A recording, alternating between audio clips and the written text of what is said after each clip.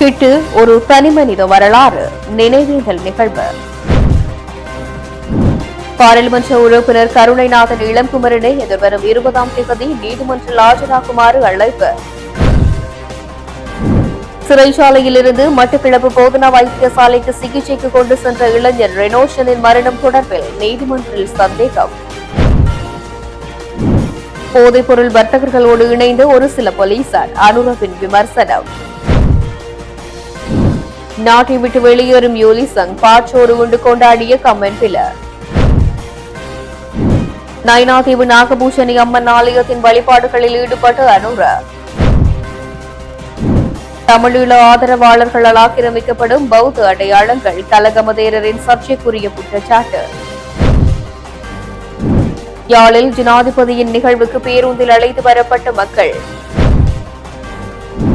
விளக்கமறியலில் உள்ள கசப்ப தேரரை சந்திக்க சென்ற விமல் வீரவன்ச. கல்விக்கான 500 மில்லியன் ரூபாய் நிதி முறைகேடு எதிர்க்கட்சியின் அதிரடி நடவடிக்கை. வரலாற்று சிறப்புமிக்க நயினாதீவு நாகபூசணி அம்மன் ஆலயத்துக்கு ஜனாதிபதி அனுகுமார் திசாநாயக்க இன்றைய தினம் விஜயம் மேற்கொண்டு வழிபாடுகளில் ஈடுபட்டார். வரலாற்று சிறப்புமிக்க நயினாதீவு நாகபூஷணி அம்மன் ஆலயத்துக்கும் ஜனாதிபதி அனுரகுமார திசாநாயக்க இன்று சென்று வழிபாடுகளை மேற்கொண்டார். நயினாதீவுக்கு உலங்கு வானூர்தியில் சென்ற ஜனாதிபதி நாகவிகாரையில் விசேட வழிபாடுகளை மேற்கொண்டு விகாராதிபதியின் காலில் விழுந்தும் ஆசிகளை பெற்றுக் கொண்டார். தொடர்ந்தும் நயினாதீவு நாகபூஷணி அம்மன் ஆலயத்துக்கும் ஜனாதிபதி சென்று வழிபாடுகளை மேற்கொண்டார். முழு நாடும் ஒன்றாக தேசிய வேலை திட்டம் ஜனாதிபதி தலைமையில் இன்று யாழ்ப்பாணத்தில் ஆரம்பித்து வைக்கப்பட்டது. இதன்போது ஜனாதிபதி அனுரகுமார திசாநாயக்க, பொது பாதுகாப்பு அமைச்சர் ஆனந்த விஜயபால, அமைச்சர் சந்திரசேகர் உள்ளிட்ட பலர் கலந்து கொண்டுள்ளனர். இதன்போது கருத்து வெளியிட்ட ஜனாதிபதி அனுரகுமார திசாநாயக்க, நாட்டில் வியாபித்திருக்கும் போதைப் பொருளை ஒழிக்கும் விசேட வேலை திட்டத்திற்காக நாங்கள் இன்று ஒன்றிணைந்திருக்கின்றோம். சக்தி மிக்கதும் பலமானதுமான ஒரு பொருளாதாரத்தை உருவாக்க வேண்டி எமது அரசாங்கம் தீவிரமாக வேலை செய்து கொண்டிருக்கின்றது. எமது நாட்டில் இருக்கும் பெற்றோர்களுக்கு தங்களுடைய பிள்ளைகள் தொடர்பில் மிகப்பெரிய எதிர்பார்ப்பு உண்டு. ஆனால் இந்த விஷ போதைப் பொருளால் அந்த கனவுகள் இல்லாமல் போய்க் கொண்டிருக்கின்றன. இந்த போதைப் பொருள் வர்த்தகத்தினால் சம்பாதித்த பணத்தை கொண்டு இந்த அரசாங்கத்தை வீழ்த்த நினைக்கின்றார்கள். அது எங்களுக்கு தெரியும். கைது செய்யப்பட்டு சிறை உள்ளே இருக்கும் கைதிகள் போதைப் பொருள் வியாபாரம் செய்து கொண்டிருக்கின்றார்கள். போதைப் பொருளை ஒழிக்கும் திட்டத்தில் நமது போலீசார் தீவிரமாக ஈடுபட்டு வருகின்றனர். எனினும் ஒரு சில போலீசார் இதற்கு விதிவிலக்காக போதைப் பொருள் வர்த்தகர்களுடன் செயல்படுகின்றார்கள். சுங்க திணைக்களம், குடிவரவு, குடியகல்வு திணைக்களம் உள்ளிட்ட திணைக்களங்களில் இருப்பவர்களும் இதற்கு இரையாகி இருக்கின்றனர். அது மாத்திரமல்ல, அரசு துறையிலும் கூட பல அதிகாரிகள் இந்த போதைப் பொருளுக்கு இரையாகின்றார்கள், கைது செய்யப்பட்டிருக்கின்றார்கள். எனவே நிச்சயமாக எமது அரசாங்கம் இந்த விஷ போதைப் பொருளிடமிருந்து எமது நாட்டை காக்க தீவிரமாக போராடி வருகின்றது. நான் உங்களுக்கு ஒரு உறுதிமொழியை தருகின்றேன். போதை வசதி இல்லாத ஒரு அரசாங்கத்தை கொண்டு செல்ல நாங்கள் முன்னகர்கின்றோம். அதனை தொடர்ந்து கொண்டு செல்வோம் என்று குறிப்பிட்டார். கடந்த வருடம் 29/11/2025 அன்று வெள்ள அனர்த்தம் காரணமாக மக்கள் தங்க வைக்கப்பட்ட பரந்தன் இந்து மகா வித்தியாலய இடைத்தங்கள் முகாமில் உள்ள மக்களுக்கு சுகாதார பரிசோதகரின் அனுமதியின்றி உணவு வழங்க முற்பட்ட போது அதனை தடுத்து கிராம சேவையாளர் மீது தாக்கியதாக தெரிவித்து கிராம சேவையாளரால் மேற்கொள்ளப்பட்ட முறைப்பாடு இன்றைய தினம் நீதிமன்றத்தில் விசாரணைக்கு உட்படுத்தப்பட்டது. அதன்போது வழக்கு 28/9/2025க்கு தவணையிடப்பட்டிருந்தது. குறித்த வழக்கினை நகர்த்தல் பத்திரம் மூலம் மீண்டும் 16/12/2025 அன்று எடுத்துக் கொள்ளப்பட்ட போது அடுத்த வழக்கு 16/1/2026 ஆகிய இன்றைய தினம் தவணையிடப்பட்ட போது பாராளுமன்ற உறுப்பினர் இளங்குமரன் நீதிமன்றில் முன்னிலையாக்குமாறு அறிவுறுத்தப்பட்ட நிலையில் குறித்த வழக்கு இன்று பதில் நீதவான் எஸ். சிவசுப்பிரமணியம் முன்னிலையில் எடுத்துக் கொள்ளப்பட்ட போது கிராம சேவையாளர் சார்பாக ஜனாதிபதி சட்டத்தரணி எம்.ஏ. சுமந்திரன் ஆஜராகியிருந்தார். தியாகராஜா கலைரூபன் என்கின்ற கிராம சேவையாளருக்கு இந்த இடர் வந்த வேளையிலே பாராளுமன்ற உறுப்பினர் இளங்குமரன் அவர்கள் தாக்கியதான ஒரு முறைப்பாடு செய்யப்பட்டிருக்கிறது. போலீசார் அந்த முறைப்பாட்டு சம்பந்தமான தகவலை மன்றுக்கு முற்படுத்தி இருந்தார்கள். சென்ற தடவை நான் நீதிமன்றத்துக்கு வந்து இந்த சந்தேக நபரை கைது செய்து முற்படுத்துவதற்கு போலீசார் கால அவகாசம் கேட்டு இந்த வருஷம் ஜூலை மாதம் வரைக்கும் நேரம் கேட்டிருந்தார்கள். ஒரு பாராளுமன்ற உறுப்பினரை கண்டுபிடிப்பதற்கும் கைது செய்வதற்கும் அவ்வளவு காலம் தேவையில்லை என்பதை நான் சுட்டிக்காட்டின பிறகு இன்றைய தினம் அதற்கென்று குறிக்கப்பட்டிருந்தது. இன்று நீதிமன்றத்துக்கு நாங்கள் முன்னரே குறிக்கப்பட்ட திகதி இன்று நீதிமன்றத்துக்கு வந்தபோது சந்தேக நபரான இளங்குமரன் அவர்கள் நீதிமன்றத்திலே சமூகமாய் இருக்கவில்லை. ஆகவே அவருக்கு எதிராக பிடிபிராந்து கொடுக்குமாறு நாங்கள் மன்றத்திலே விண்ணப்பம் செய்தோம். போலீசார் மன்றுக்கு அறிவித்த தகவல் என்னவென்றால், இந்த இடைப்பட்ட காலத்திலே திரு இளங்குமரன் போலீஸுக்கு வந்து போலீஸிலே ஒரு வாக்குமூலத்தையும் பதிவு செய்து போலீஸ் பிணையிலே செல்வதற்கு தாங்கள் அனுமதித்திருக்கிறார்கள் என்று போலீசார் சொன்னார்கள். அப்படி அவரை போலீஸ் பிணையிலே செல்ல அனுமதிக்கிற போது நீதிமன்ற திகதி ஜனவரி 16 என்பதை அவருக்கு தெளிவாக தாங்கள் சொல்லி இருப்பதாகவும் மன்றுக்கு அறிவித்தார்கள். ஆகவே இன்றைக்கு நீதிமன்றத்துக்கு வர வேண்டிய திகதி பிணையிலே செல்ல அனுமதிக்கிற போது, அது நீதிமன்ற பிணையாக இருக்கலாம், போலீஸ் பிணையாக இருக்கலாம், பிணையிலே செல்ல அனுமதிக்கிற போது பிரதானமான அதற்கான நிபந்தனை அடுத்த திகதி நீதிமன்றத்திலே சமூகமாக இருப்பேன் என்பது மட்டும்தான். ஆகவே அந்த ஒரு நிபந்தனை, நீதிமன்றத்திலே 16 சமூகமாக இருக்க வேண்டும் என்று சொல்லப்பட்ட நிபந்தனையை மீறி இதை நீதிமன்றத்தை அவமதிக்கிற செயலாக கூட கருதலாம். அவர் நீதிமன்றத்துக்கு வராமல் இருந்த காரணத்தினாலே சாதாரணமாக எந்த நபருக்கும் எதிராக செய்யப்படுகிற ஒரு அடுத்த கட்ட நகர்வு தான் பிடிபிராந்து வழங்குவது. ஆகவே சட்டம் சகலருக்கும் சமன் என்று சொல்லுகிற இந்த ஆட்சியிலே சட்டம் சகலருக்கும் சமனாக பிரயோகப்படுத்தப்பட வேண்டும். ஆகையினாலே இன்றைக்கு மன்றுக்கு வர வேண்டும் என்று தெரிந்திருந்தும் அதற்காக பிணை வழங்கப்பட்ட நிலையிலும் பாராளுமன்ற உறுப்பினர் இளங்குமரன் நீதிமன்றத்துக்கு வராத காரணத்தினாலே அவருக்கு எதிராக நாங்கள் பிடிபிராந்து கோரியிருக்கிறோம். ஒரு குறுகிய திகதியை தருமாறு இன்றைக்கு நீதவான் விடுமுறையிலே நிற்கிற காரணத்தினாலே அவர் சார்பாக அந்த கடமைகளை பொறுப்பேற்று நடக்கிற சிரேஷ்ட சட்டத்தரணி அவர்கள் ஒரு குறுகிய தினத்தை தருமாறு கேட்டார். வருகிற வாரம் 20 செவ்வாய்க்கிழமை இந்த வழக்கு மன்றிலே கூப்பிடப்பட இருக்கிறது. சிறைச்சாலையிலிருந்து மட்டக்களப்பு பூதனா வைத்தியசாலைக்கு சிகிச்சைக்கு கொண்டு சென்ற இளைஞன் டினோசனின் மரணம் தொடர்பில் நீதிமன்றத்தில் சந்தேகம் தெரிவித்துள்ளதாக சட்டத்தரணி ஜெயரத்னராஜா தெரிவித்துள்ளார். சட்டத்தரணி ஜெயரட்னராஜா தெரிவித்திருக்கின்றார். மட்டக்களப்பு போலீசாரினால் கடந்த மாதம் 2ஆம் தேதி கைது செய்யப்பட்ட இளைஞர் ஒருவர் நீதிமன்றில் ஆஜர்படுத்தப்பட்டு மட்டக்களப்பு சிறைச்சாலைக்கு அனுப்பப்பட்ட நிலையில் அங்கு சுகவீனம் காரணமாக மட்டக்களப்பு போதனா வைத்தியசாலையில் அனுமதிக்கப்பட்டிருந்த நிலையில் கடந்த மாதம் 7ஆம் தேதி வைத்தியசாலையில் உயிரிழந்திருந்தார். இந்த நிலையில் குறித்த இளைஞன் போலீசாரின் தாக்குதல் காரணமாகவே உயிரிழந்துள்ளதாக மரணமான இளைஞரின் குடும்பத்தினரால் குற்றச்சாட்டுகள் முன்வைக்கப்பட்டு வந்தன. இந்த நிலையில் இது தொடர்பில் மட்டக்களப்பு நீதவான் நீதிமன்றில் வழக்கு தாக்கல் செய்யப்பட்டுள்ள நிலையில் இது தொடர்பான வழக்கு இன்று நடைபெற்றது. இன்றைய தினம் உயிரிழந்த இளைஞனின் குடும்பம் சார்பில் கொழும்பிலிருந்து வந்த சட்டத்தரணிகளான ஜெயரட்னராஜா, சேனக பெரேரா ஆகியோர் மன்றில் ஆஜராகியிருந்தனர். பதில் நீதவானால் இன்றைய தினம் வழக்கு நடவடிக்கைகள் முன்னெடுக்கப்பட்டதன் காரணமாக இன்றைய தினம் பெற்றோரின் சந்தேகம் தொடர்பில் நீதிமன்றின் கவனத்திற்கு கொண்டு வந்த நிலையில் பதில் நீதவானாக கடமையாற்றுவதன் காரணமாக பிறிதொரு நாளில் இதனை பதிவு செய்யுமாறு நீதவான் தெரிவித்ததாக சட்டத்தரணி ஜெயரட்னராஜா தெரிவித்தார். இதேபோன்று கண்டிக்கு அனுப்பப்பட்டுள்ள உடற்கூற்று பரிசோதனை அறிக்கையின் தாமதமாக்குவதன் காரணமாகவும் வழக்கானது எதிர்வரும் மாசி மாதம் 27ஆம் தேதிக்கு ஒத்திவைக்கப்பட்டுள்ளதாகவும் அவர் தெரிவித்தார்.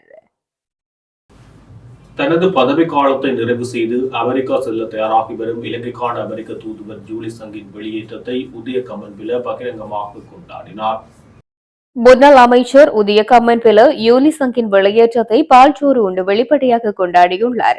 இன்று நடைபெற்ற ஊடகவியலாளர் சந்திப்பில் யூலிசங் இலங்கைக்கு 4 ஆண்டுகளாக ஒரு சாபக்கேடாக இருந்ததாகவும் அவரது விலைகளை கொண்டாட நாடு முழுவதும் பட்டாசுகள் வெடித்து தம்புருக்கள் இசைக்கப்பட வேண்டும் என்றும் அவர் கூறினார்.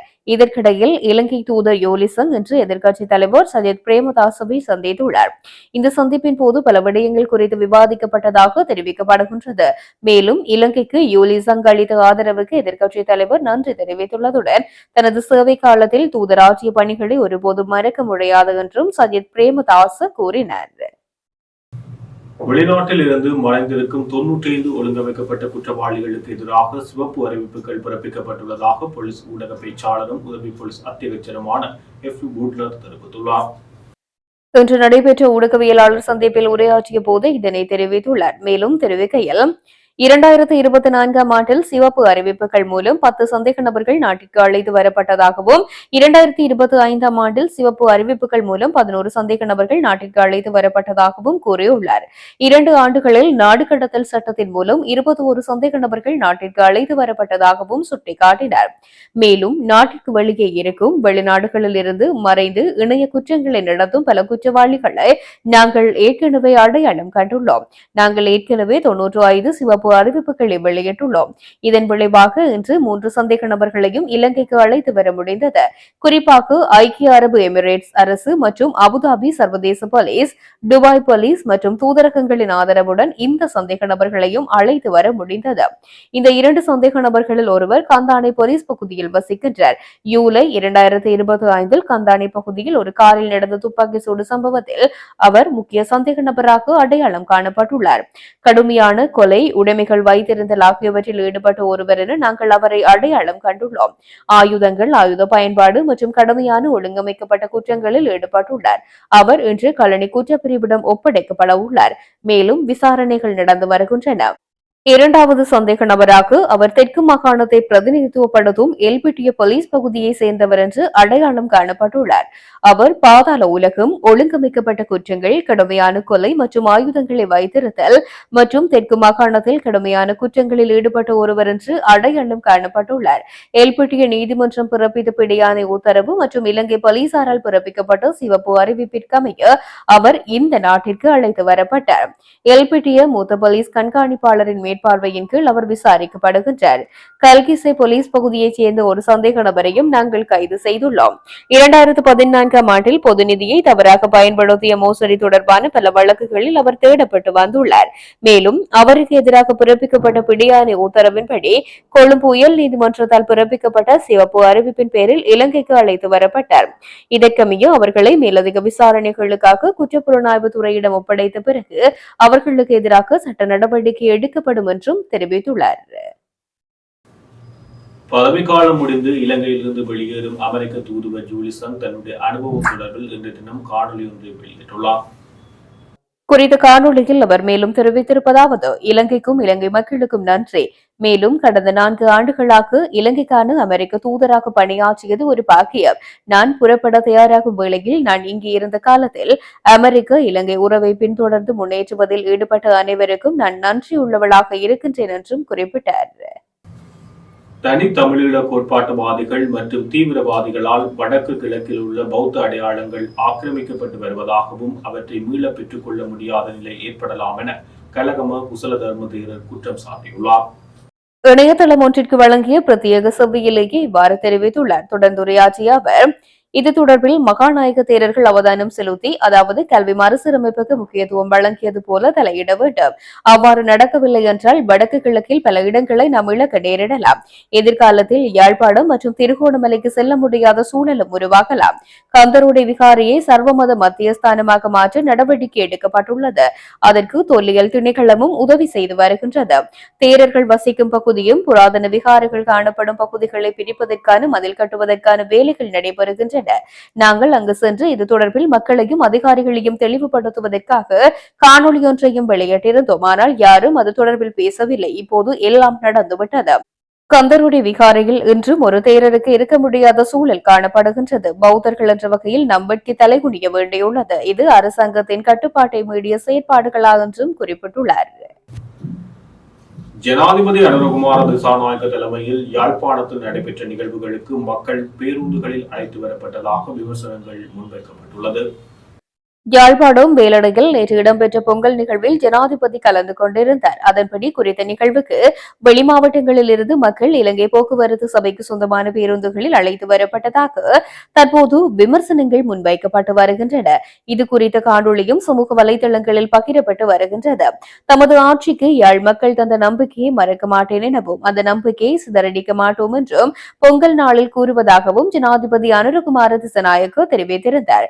மேலும் ஆட்சி மாற்றம் ஒன்றை நாட்டு மக்கள் விரும்பியதாகவும் அதற்கு தமிழ் மக்களும் நம்மோடு கைகோர்த்து ஏற்படுத்திய அரசாங்கமே இன்று செயல்படுவதாகவும் ஜனாதிபதி இதன் பொழுது மேலும் தெரிவித்திருக்கின்றார். திருகோணமலை புத்த சிலை விவகாரம் நீதிமன்ற தீர்ப்புக்கு அமைவாக விளக்கமறியலில் வைக்கப்பட்ட தேர்தல்களை முன்னாள் அமைச்சர் விமல் வீரவன்ச இன்று சந்தித்தார். அதன்படி முன்னாள் அமைச்சர் விமல் வீரவன்ச இன்று திருகோணமலை சிறைச்சாலைக்கு சென்று இவ்வாறு விளக்கமறியலில் வைக்கப்பட்டுள்ள தேரர்களை சந்தித்துள்ளார். இதன்போது ஊடகங்களிடம் கருத்து தெரிவித்த அவர் தேசிய மக்கள் சக்தியின் திருகோணமலை மாவட்ட நாடாளுமன்ற உறுப்பினர் ஒருவரது பின்புலத்திலேயே குறித்த கைது நடவடிக்கைகள் முன்னெடுக்கப்படுகின்றன. குறித்து திருகோணமலை மாவட்ட நாடாளுமன்ற உறுப்பினர் கரையோர பாதுகாப்பு திணைக்களத்தின் உந்துதலுடன் முன்னெடுக்கப்பட்ட ஒரு விடயமாகவே இதனை நாம் பார்க்க வேண்டும். இவ்விடயம் திட்ட தெளிவாக புலப்படுகின்றது என்று அவர் தெரிவித்துள்ளார். இதேவேளை சீலரதன தேரரும் விளக்கமறியலில் வைக்கப்பட்ட தேரர்களை இன்று சென்று சந்தித்திருந்தமை குறிப்பிடத்தக்கது. ஜனாதிபதியின் அமைச்சர்களை அவருடைய வீழ்ச்சிக்கு காரணமாக உள்ளதாகவும் அவர் இதன் பொழுது தெரிவித்தார். கல்வி சீர்திருத்தங்களுக்காக ஒதுக்கப்பட்ட 500 மில்லியன் ரூபாய் நிதி தவறாக பயன்படுத்தப்பட்டுள்ளதாகவும் வீணடிக்கப்பட்டுள்ளதாகவும் கூறி லஞ்ச ஊழல் ஒழிப்பு ஆணைக்குழுவில் முறைப்பாடு செய்யப்பட்டுள்ளது. ஐக்கிய மக்கள் சக்தியின் நாடாளுமன்ற உறுப்பினர் முஜிபுர் ரஹ்மான் தலைமையிலான குழுவினர் லஞ்ச ஊழல் ஒழிப்பு ஆணைக்குழுவில் இவ்வாறு முறைப்பாடு செய்துள்ளனர். அதன் பின்னர் இதுகுறித்து ஊடகங்களிடம் பேசிய முஜிபுர் ரஹ்மான் கையூட்டல் ஊழல் ஆணைக்குழுவில் கையூட்டல் தொடர்பான முறைப்பாடுகளை மட்டும்தான் செய்ய வேண்டும் என்பதில்லை.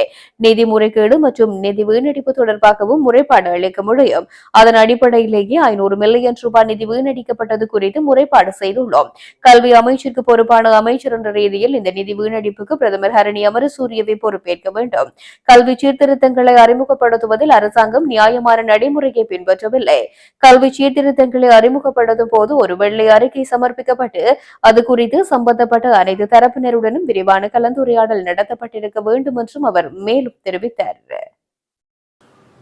இலங்கையில் மதுபான பயன்பாடு காரணமாக நாளொன்றுக்கு சுமார் 50 பேர் உயிரிழப்பதாக மதுபானம் மற்றும் போதைப்பொருள் தகவல் மையம் தகவல் வெளியிட்டுள்ளது. கொழும்பில் நடைபெற்ற மதுபானம் குறித்த உண்மைகளும் கட்டுக்கதைகளும் மற்றும் மக்கள் பிரதிநிதிகளின் பொறுப்பு என்ற தலைப்பிலான ஊடகவியலாளர் சந்திப்பில் கலந்து கொண்டு உரையாற்றிய அதன் நிறைவேற்று பணிப்பாளர் சம்பத் திசேரும் இதனை தெரிவித்துள்ளார். அவர் மேலும் குறிப்பிடுகையில் இலங்கையில் மதுபானம் மற்றும் புகையிலை பயன்பாடு காரணமாக ஆண்டுதோறும் 15,000 முதல் 20,000 பேர் வரை உயிரிழக்கின்றனர். வீதி விபத்துகள், புற்றுநோய் மற்றும் ஏனைய நோய்களால் ஏற்படும் மரணங்களின் மொத்த எண்ணிக்கையை விடவும் மதுபானத்தினால் ஏற்படும் மரணங்களின் எண்ணிக்கை அதிகமாக உள்ளது. சட்டப்பூர்வமான மற்றும் சட்டவிரோத மதுபானங்கள் ஆகிய இரண்டுமே இந்த உயிரிழப்புகளுக்கு பிரதான காரணிகளாக அமைவதாகவும் சுட்டிக்காட்டினர்.